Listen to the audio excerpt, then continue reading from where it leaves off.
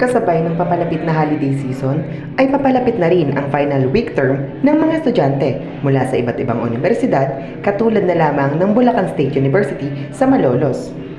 Bilang paghahanda, makikita ang mga estudyante mula sa BSU na nag-iensayo at nagre-review rito sa Malolos Capitol Mini Forest na porsigidong-porsigiro para sa magandang resulta ng kanilang mga gawain.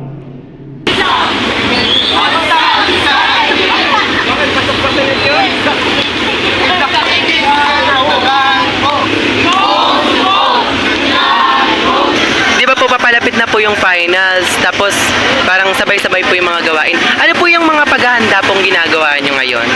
Yung paghahanda na ginawa ko, first is yung time management. Kasi, yung dapat talagang paghandaan ng una mong gawin. Kasi, kapag hindi mo alam kung paano i-manage yung time, is dun na papasok yung pressure. Parang dun na mapapasok na hindi mo na alam kung ano yung unahin mo. That's why, siguro, time management sa dapat nagawin mo. Like, for example, if you have a task, kailangan yung task na dapat unahin, alam mo na agad kung kailan mo siya i-meet yung deadline. So, para nang sa ganun, smooth lang yung mangyayari.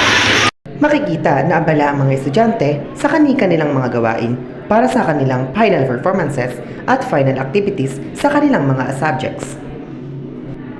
Ako si Melvin Bordaje for We See the Truth in Every Limitless Story, The First Year News.